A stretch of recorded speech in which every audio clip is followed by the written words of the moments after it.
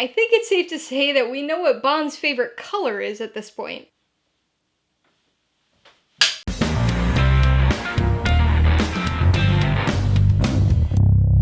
Hey everybody, welcome to Mainely Movies. Today we're going to be continuing my 007 review series with the 17th James Bond film, 1995's GoldenEye. If you're new here, please consider subscribing for a variety of movie-related content like reviews, rank lists, and trailer reactions. All my reviews include a breakdown of the pros and cons, my rating, and some tailored film recommendations, so be sure to watch through to the end of this video for all of that extra content.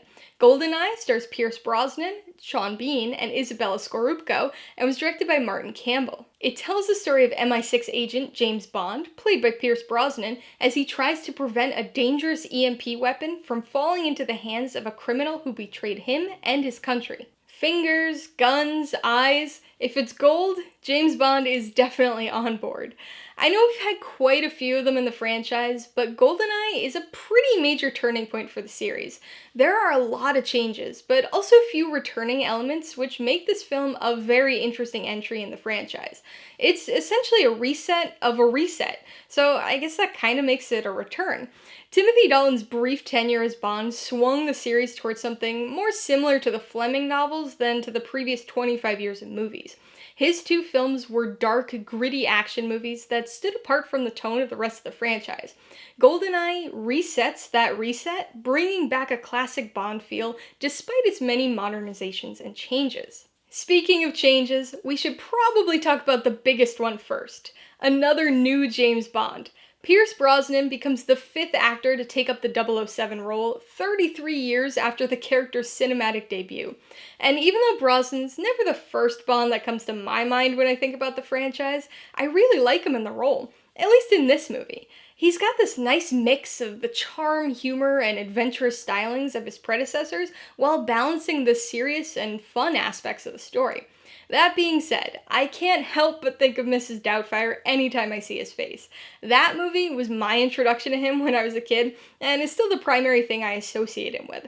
The first time I saw GoldenEye, I was half hoping that an adversary in this film would try to knock off Bond after discovering his secret allergy to pepper.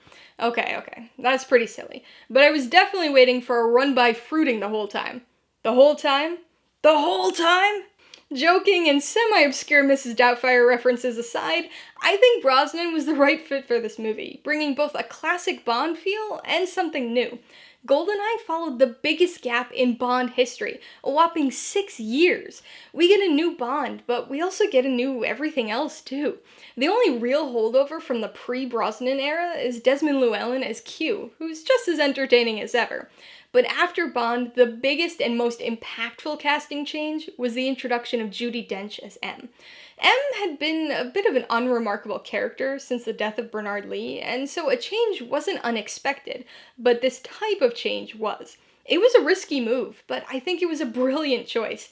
Dench is very strong in the role, and the writing for her character is really good too. She wasn't just stuck in as a token female character. There's an awareness there. This franchise hasn't always portrayed women in the best light, and Bond's interactions with women have frequently been uncomfortable.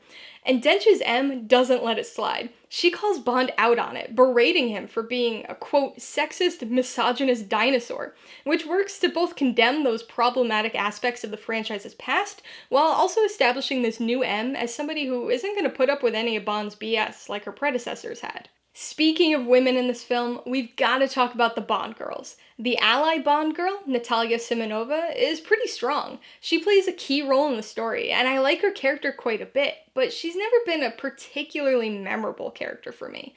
And I think that might largely be due to the villain Bond girl, Xenia Onatopp. Onatopp is very over-the-top, as this outlandishly cartoonish, oversexed villain. I really hated that character the first time I saw this movie. She seemed very counter to what this film was attempting to do with women in Bond movies. I mean, they introduced Judi Dench as a very strong leader, but then have a character named Onatopp who's moaning or has her legs wrapped around a guy for 75% of the time she's on screen. I still don't like her character very much, but I've realized it's actually more in line with the film's intentions than I originally thought. Despite her over-the-top cartoonish nature, she's actually a pretty formidable foe, and turns the tables on Bond. Whereas in many earlier films, Bond's been fairly predatory with women, this time it's the woman who's aggressive with him, using sex as a weapon. In addition to the character changes, this GoldenEye reset provides us with story and tonal changes too. Like I said before, this feels like a classic Bond movie. Rather than drug dealers and other sort of mundane criminals, this movie brings the focus back to bigger picture spy thriller stuff.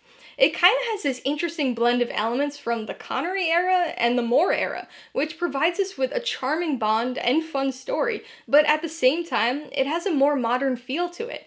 It's got a lot of impressive action sequences like the Dalton era does, but it's more fun Bondy action than gritty 80s action.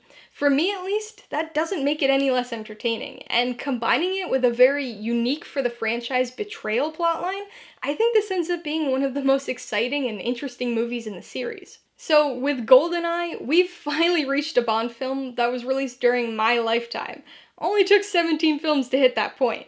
Surprisingly though, I really didn't grow up with this movie. I had seen bits and pieces of it when I was younger, but never really knew of it as a James Bond movie.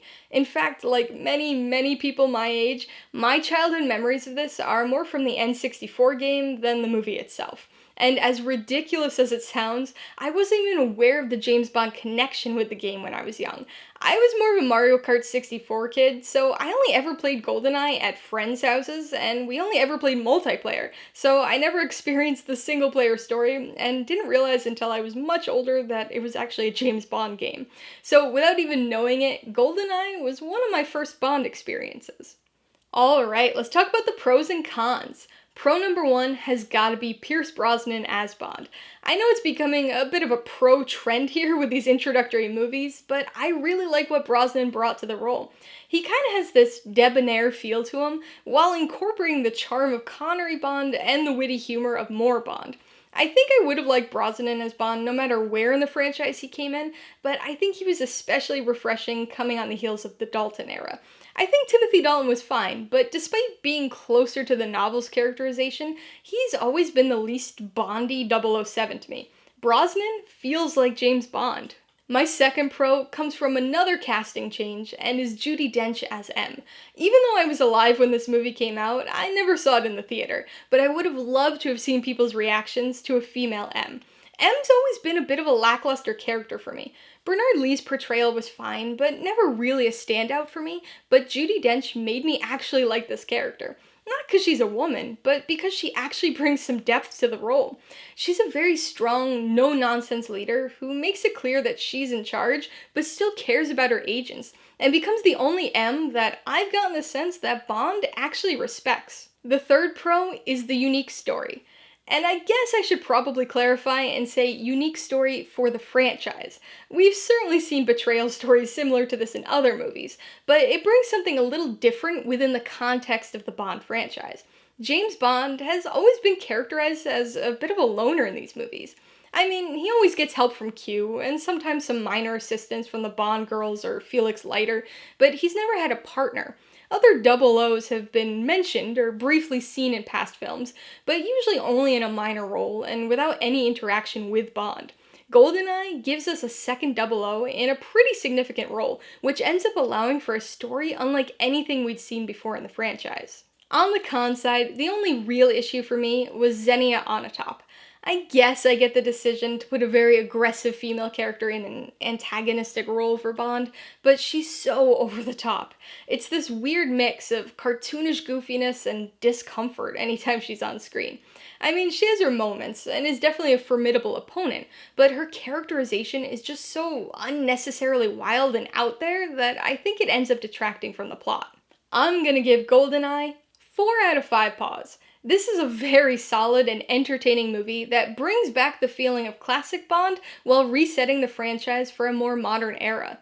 I would recommend GoldenEye to just about anybody interested in spy thrillers or the Bond franchise. This one's got a good story and plenty of classic Bond elements for existing fans, but I think GoldenEye would be pretty decent as a starting point for somebody wanting to get into the franchise. It has that James Bond feel without the campiness that plagues the earlier films, which could potentially be a turnoff for a newcomer. If you liked GoldenEye, I would recommend the 21st Bond movie, Casino Royale. Not only does it also introduce a new Bond actor, but it too acts to reset the franchise. In fact, it actually reboots it, but retains some holdovers like the fantastic Judi Dench in The Emerald. Plus, it was also directed by Martin Campbell, the same guy who directed this one. If you want another Cold War spy thriller, you should definitely check out the 10th Bond movie, The Spy Who Loved Me. It's got a strong story, a pretty good ally Bond girl, and also a great tonal balance.